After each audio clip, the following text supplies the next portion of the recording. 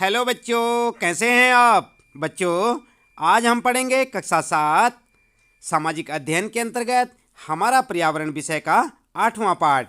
आप देख सकते हैं पाठ का नाम है मानव पर्यावरण अन्योन्य क्रिया उष्ण कटिबंधीय एवं उपोष्ण प्रदेश।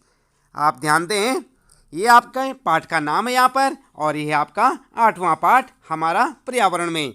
तो बच्चों, हम आपको दिखा रहे हैं इस पाठ की एक झलक, उसके बाद हम आपको बताएंगे इस पाठ से संबंधित प्रश्नों के उत्तर। इसलिए आप एक बार इस पाठ को यहाँ से देखें, चाहे अपनी पाठ्य पुस्तक से, लेकिन एक बार ज़रूर पढ़ लें। तो देखें बच्चों, इस पाठ में क्या कुछ है। आप इस पाठ को पढ़ें, अपनी पाठ्य पुस्तक से भी पढ़ सकते हैं और यहाँ से भी हम आपको दिखा रहे हैं पूरा पाठ। तो इस प्रकार से आप यहाँ पर जो है काफ़ी कुछ समझ सकते हैं, जैसे कि यहाँ पर जलवायु के बारे में, वर्षा वन के बारे में और वर्षा वन के निवासी। आगे इसी प्रकार आप पढ़ते जाएंगे यहाँ पर गंगा ब्रह्मपुत्र बेसिन में जीवन, और ये सब जानकारी आप यहाँ से ले लें पाठ से। चाहे तो आपके पास पाठ्य पुस्तक होगी, उससे भी आप पढ़ सकते हैं बच्चों, लेकिन पाठ को पढ़ना बेहद ज़रूरी होता है ताकि यहाँ पर जो आपको प्रश्नों के उत्तर बताए जाएंगे उन्हें आप अच्छे से समझ पाएंगे। ठीक है ना। तो इसलिए आप पाठ को अच्छे से पढ़ लें। एक बार वीडियो को रोक करके आप पाठ को पढ़ सकते हैं। उसके बाद आप देख सकते हैं यहाँ पर इस पाठ से संबंधित यहाँ पर प्रश्न शुरू होते हैं और इन सब के उत्तर हम आपको अभी बताने वाले हैं। आप लगातार देखते रहें वीडियो और जुड़े रहें हमारे साथ। चलिए शुरू कर लेते हैं इस पाठ से संबंधित प्रश्नों के उत्तर। तो बच्चों, आप ध्यान दें, आपको एक बार फिर से याद दिला दें, आज हम पढ़ रहे हैं कक्षा 7 हमारा पर्यावरण विषय का 8वां पाठ मानव पर्यावरण अन्योन्य क्रिया उष्ण कटिबंधीय एवं उपोष्ण प्रदेश। तो आप देख सकते हैं यहाँ पर हम आपको बता रहे हैं अभ्यास प्रश्न उत्तर के अंतर्गत इस पाठ से संबंधित प्रश्नों के उत्तर। सबसे पहले आइए देख लेते हैं पाठ के अंतर्गत पूछे गए प्रश्न और उनके उत्तर। यहाँ पर जो आपके लिए पहला प्रश्न है बच्चों, ब्रह्मपुत्र नदी को विभिन्न स्थानों पर विभिन्न नामों से जाना जाता है, इस नदी के अन्य नामों का पता बताइए। और ये प्रश्न आपको देखने को मिलेगा बच्चों 60 नंबर पेज पर। आप देख सकते हैं अपनी पाठ्य पुस्तक के 60 नंबर पेज पर। और उत्तर में क्या लिखेंगे? उत्तर लिखेंगे आप ब्रह्मपुत्र नदी को विभिन्न स्थानों पर विभिन्न नामों से पुकारा जाता है। समझ गए ना आप? उत्तर में क्या लिखेंगे? ब्रह्मपुत्र नदी को विभिन्न स्थानों पर विभिन्न नामों से पुकारा जाता है। ब्रह्मपुत्र नदी को चीन में शांगपो के नाम से तथा जब हिमालय के क्षेत्र में बहती है तो उसे दिहांग के नाम से जाना जाता है। एक बार फिर से पढ़ें बच्चों, ब्रह्मपुत्र नदी को विभिन्न स्थानों पर विभिन्न नामों से पुकारा जाता है। ब्रह्मपुत्र नदी को चीन में शांगपो, आप ध्यान देंगे चीन में किस नाम से? शांगपो नदी से, शांगपो नाम से। और जब हिमालय के क्षेत्र में बहती है तो उसे दिहांग के नाम से जाना जाता है। तो आप समझ गए ना, ब्रह्मपुत्र नदी को विभिन्न स्थानों में विभिन्न नामों से जाना जाता है। नदी कौन सी है? ब्रह्मपुत्र नदी। और इसी को जो है अलग अलग स्थानों पर अलग अलग नामों से जाना जाता है। जब ये चीन में होती है तो इसे क्या कहते हैं? शांगपो नदी। और जब हिमालय के क्षेत्र में बहती है तो उसे क्या कहते हैं? दिहांग नदी। तो दिहांग के नाम से जाना जाता है। और जब वह बांग्लादेश में बहती है तो उसे जमुना कहा जाता है। जब वह गंगा नदी में मिलकर बहती है उसे पद्मा कहा जाता है। तो आप ध्यान रखें बच्चों, काफ़ी इंपॉर्टेंट क्वेश्चन है आपके लिए और काफ़ी समझने वाला है कि एक ही ब्रह्मपुत्र नदी को कई नामों से अलग अलग स्थानों पर पुकारा जाता है।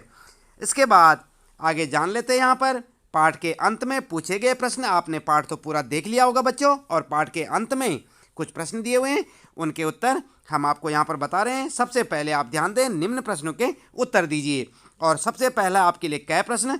उस महाद्वीप के नाम बताएं जो अमेजन बेसिन में स्थित है। उत्तर क्या लिखेंगे? उस महाद्वीप का नाम क्या है? दक्षिणी अमेरिका महाद्वीप। क्या लिखेंगे? दक्षिणी अमेरिका महाद्वीप। अगला प्रश्न है बच्चों, ख वाला, अमेजन बेसिन के लोग कौन सी फसल उपजाते हैं? तो कौन सी फसल उपजाते हैं बच्चों? उत्तर में लिखेंगे अमेजन बेसिन के लोग टेपियोका, अनानास, कॉफ़ी, मक्का, कोको, शकरकंद, कसावा और गन्ना को प्रमुख रूप से अपनाते हैं। अब यहाँ पर जो है लिखेंगे उपजाते हैं। क्या लिखेंगे? अमेजन बेसिन के लोग टेपियोका, अनानास, कॉफ़ी, मक्का, कोको, शकरकंद, कसावा, गन्ना को प्रमुख रूप से उपजाते हैं। ठीक है ना। और इसके बाद अगला प्रश्न है, अमेजन के वर्षावन में कौन से पक्षी पाए जाते हैं? उत्तर में क्या लिखेंगे? उत्तर लिखेंगे अमेजन के वर्षावन में टुकन और गुंजन पक्षी पाए जाते हैं। कौन कौन से? टुकन और गुंजन। ठीक है। इसके बाद अगला जो प्रश्न है आपका, गंगा नदी के तट पर कौन से प्रमुख शहर स्थित हैं? तो कौन से प्रमुख शहर हैं बच्चों? उत्तर में लिखेंगे गंगा नदी के तट पर स्थित प्रमुख शहर हैं और नाम लिखेंगे उनका। कौन कौन से? हरिद्वार, कानपुर, इलाहाबाद, वाराणसी, पटना, मुंगेर, भागलपुर और कोलकाता। ठीक है ना। गंगा नदी के तट पर स्थित प्रमुख शहरों के नाम लिखेंगे आप इस प्रकार से, और इसके बाद हेडिंग डाल के लिखें हरिद्वार, कानपुर, इलाहाबाद, वाराणसी, पटना, मुंगेर, भागलपुर और कोलकाता। याद रखें बच्चों। इसके बाद अगला प्रश्न है, एक सींग वाले गैंडे कहाँ पाए जाते हैं? तो कहाँ पाए जाते हैं? उत्तर में लिखेंगे एक सींग वाले गैंडे ब्रह्मपुत्र नदी के मैदानों में पाया जाता है। कहाँ पाया जाता है? ब्रह्मपुत्र नदी के मैदानों में। याद रखेंगे ना। इसके बाद अगला प्रश्न है बच्चों, सही, यहाँ पर देख रहे हैं ना आप, सही का चिन्ह लगाना आपने। सही उत्तर पर सही का चिन्ह लगाइए। और सबसे पहले यहाँ पर है कै प्रश्न है आपके लिए बच्चों, आप ध्यान देंगे। कै वाला प्रश्न है, टुकन क्या है? यहाँ पर टुकन क्या है? तो टुकन क्या है? आप देख सकते हैं पक्षी है, पशु है या फसलें हैं। अभी अभी हमने पढ़ा था ना, टुकन पक्षी। तो यहाँ पर जो है क्या है? उत्तर में लिखेंगे पक्षी। तो सही का चिन्ह किस पे लगाएंगे आप? पक्षी पे। ठीक है। अगला प्रश्न है बच्चों, मैनियाक कहाँ का प्रमुख भोजन है? यहाँ पर क्या लिखेंगे आप? मैनियाक कहाँ का प्रमुख भोजन है? तो यहाँ पर लिख देखेंगे आप गंगा बेसिन, अफ्रीका या अमेजन का। आपने उत्तर क्या लिखना है? उत्तर में लिखेंगे अमेजन का। ठीक है। तो इस पे सही का चिन्ह लगाएंगे अमेजन पे।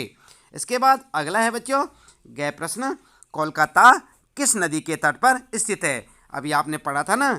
तो कौन सी नदी के तट पर है? हुगली नदी के तट पर।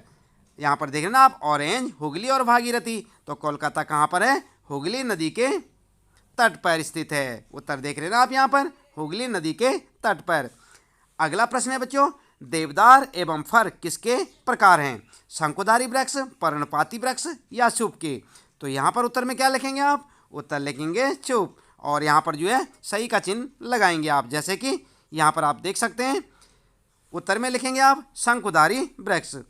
सॉरी बच्चों, यहाँ पर लिखेंगे शंकुधारी वृक्ष। उत्तर में आप देख सकते हैं शंकुधारी वृक्ष। इस पे आप सही का चिन्ह लगाएंगे और बाकी ये दोनों नहीं। तो कौन सा है? पहले वाला यहाँ पर सही है। फिर से एक बार ध्यान दें आप बच्चों, देवदार एवं फर किसके प्रकार हैं? तो उत्तर में लिखेंगे शंकुधारी वृक्ष के।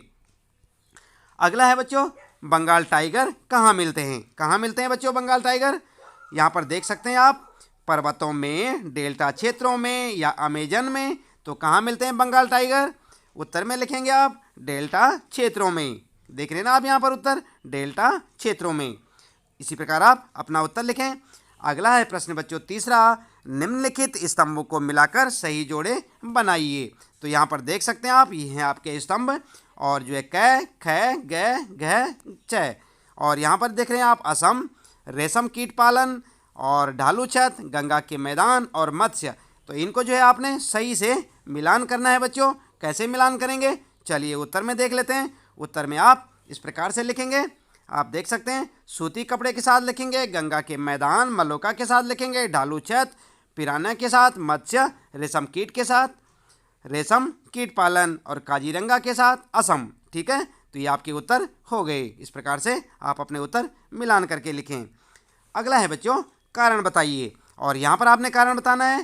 पहला प्रश्न है, वर्षा वन लुप्त हो रहे हैं, इसका क्या कारण है? तो कारण क्या है बच्चों? वर्षा वन लुप्त क्यों हो रहे हैं? उत्तर में लिखेंगे वर्षा वन वाले क्षेत्र में कृषि के लिए एवं अन्य मानवीय आवश्यकताओं की पूर्ति हेतु वर्षा वनों की तेजी से कटाई हो रही है, जिससे वर्षा वन लुप्त हो रहे हैं। आप ध्यान देंगे, इसी कारण से वर्षा वन लुप्त हो रहे हैं। और अगला जो है प्रश्न है आपका, गंगा ब्रह्मपुत्र के मैदानों में धान की कृषि होती है, तो इसका कारण क्या है? कारण क्या लिखेंगे आप? कारण लिखेंगे गंगा ब्रह्मपुत्र के मैदानों में धान की कृषि अधिक होने के कई कारण हैं। और क्या क्या कारण हैं? नंबर 1, 2, 3 करके लिखेंगे। नंबर 1, इन क्षेत्रों में 100 सेंटीमीटर से अधिक वर्षा होती है। दूसरा लिखेंगे, इस क्षेत्र में जलोढ़ मिट्टी पाई जाती है जो धान के लिए उपयुक्त होती है। और तीसरा कारण है, इन क्षेत्रों में सस्ते श्रमिक आसानी से उपलब्ध हो जाते हैं। तो इस प्रकार से आप अपना उत्तर लिखेंगे। इसके बाद बच्चों अगला प्रश्न है यहाँ पर मानचित्र कौशल का। आप देख रहे हैं यहाँ पर मानचित्र कौशल, और यहाँ पर क्या है आपके लिए, भारतीय प्रायद्वीप के रेखा मानचित्र पर गंगा ब्रह्मपुत्र नदियों को उद्गम से मुहाने तक दर्शाएं। दोनों नदियों की महत्वपूर्ण सहायक नदियों को भी दर्शाएं। तो उत्तर में क्या करेंगे, आप एक जो है मानचित्र लेंगे, भारत का मानचित्र, और उसमें इस प्रकार से आप दिखा सकते हैं। आप देख रहे हैं यहाँ पर यमुना, गंगा, चंबल, बेतवा, सांगपो और घाघरा, गोमती, कोसी, सोन नदी और ब्रह्मपुत्र नदी। तो आप देख रहे हैं यहाँ पर ये सारी नदियों के नाम यहाँ पर बच्चों लिखे हुए हैं। आप देख सकते हैं इन्हें, एक बार गौर करें बच्चों, और आप अपनी पाठ्य पुस्तक से भी देख सकते हैं। और आप इस प्रकार से इन्हें दर्शाएं। एक मानचित्र लेंगे, भारत का मानचित्र, और उसमें आप इस प्रकार से इन्हें दिखा सकते हैं। आप पढ़ सकते हैं यहाँ पर। सबसे पहले हम आपको बता दें बच्चों, यहाँ पर जो एक बार फिर से, ये है यमुना, ये है सांगपो, ये है गोमती, गंगा, घाघरा, सोन नदी, चंबल नदी, बेतवा नदी, कोसी नदी और ब्रह्मपुत्र। आप ध्यान दें, अच्छे से समझें बच्चों, ये है ब्रह्मपुत्र। तो इस प्रकार से आप भारत के नक्शे पे इन नदियों को दिखाएंगे। ठीक है, तो आपका उत्तर हो जाएगा। इसके बाद बच्चों अगला प्रश्न है आपका, आप ध्यान देंगे, दक्षिण अमेरिका के राजनीतिक मानचित्र पर भूमध्य रेखा खींचें। भूमध्य रेखा पर स्थित देशों को चिन्हित करें। तो आप क्या करेंगे बच्चों, आप यहाँ पर उत्तर में लिखेंगे। आप इस प्रकार से एक मैप लेंगे, और मैप लेने के बाद दक्षिण अमेरिका का जो मैप लेंगे उसमें आप जो है इन भूमध्य रेखा को कैसे दिखाएंगे। यहाँ पर देख सकते हैं आप कोलंबियो, और यहाँ पर है इक्वेडोर, और यहाँ पर ब्राज़ील। ठीक है, तो इस प्रकार से एक लाइन खींचेंगे और आपका आंसर हो जाएगा। तो इस प्रकार से आप एक मैप लें और उसमें दर्शाएं। तो बच्चों इसके बाद अगला प्रश्न है आपका यहाँ पर पाठ 6, प्रश्न 6 में, और ये है आओ खेलें। आप देख रहे हैं यहाँ पर आओ खेलें, और क्या है यहाँ पर, एक दीवार पर भारत के आकर्षक स्थानों के चित्रों को दर्शाएं। पर्वतीय भूदृश्य, समुद्री तटों, वन्यजीव स्थलों एवं ऐतिहासिक महत्व के स्थानों को दर्शाने के लिए आप अपनी कक्षा को विभिन्न समूहों में विभाजित कर सकते हैं। ठीक है, तो इसको जो है आप सॉल्व करें बच्चों। एक दीवार पर भारत के आकर्षक स्थानों के चित्र को दर्शाएं। तो कोई भी चित्र लगा सकते हैं आप, जो आकर्षक स्थान है भारत के उन्हें लगाएंगे, और पर्वतीय भूदृश्य, समुद्री तटों, वन्यजीवों स्थलों, ऐतिहासिक महत्व के स्थानों को दर्शाने के लिए आप अपनी कक्षा को विभिन्न समूहों में विभाजित कर सकते हैं। और इस प्रश्न का उत्तर आप जो है स्वयं से करें। 7वां प्रश्न है बच्चों, यहाँ पर ध्यान देने। इसके बाद बच्चों यहाँ पर ध्यान देंगे आप, ये है आपका 7वां प्रश्न। निम्नलिखित सामग्री एकत्र करें। प्रक्रम के समय देखें कि किस प्रकार पेड़ों का विनाश मृदा को प्रभावित करता है। और यहाँ पर देख सकते हैं आप, यह सामग्री 3 छोटे गमले या डिब्बे, शीतल पेय के टिन का डिब्बा, और दूसरा देखेंगे आप तली में छेद किया हुआ एक बड़ा डिब्बा या पानी छिड़कने का कार्य करेगा। और इसी प्रकार नंबर 3 पे आप देख सकते हैं 12 सिक्के या बोतल के ढक्कन, और चौथा मिट्टी। और क्या करेंगे आप, प्रक्रम में देखें, 3 छोटे डिब्बे या गमले लीजिए, उन्हें ऊपर तक मिट्टी से भर दें। डिब्बे के मुंह के बराबर मिट्टी को दबाएं। अब प्रत्येक डिब्बे की मिट्टी पर 4 सिक्के या बोतल के ढक्कन रख दें। इसके पश्चात एक छेद किए हुए, जो आपके पास छेद किया हुआ डिब्बा है, डिब्बे में पानी भर लें। आप अपने बगीचे से पानी छिड़ने वाला डिब्बा भी ले सकते हैं। अब तीनों डिब्बों पर पानी का छिड़काव करें। पहले डिब्बे पर धीमे से छिड़काव करें ताकि मिट्टी छलक कर बाहर न जाए। दूसरे डिब्बे पर पहले केन से अधिक पानी छिड़कें। तीसरे डिब्बे पर छिड़काव और तेज़ी से करें।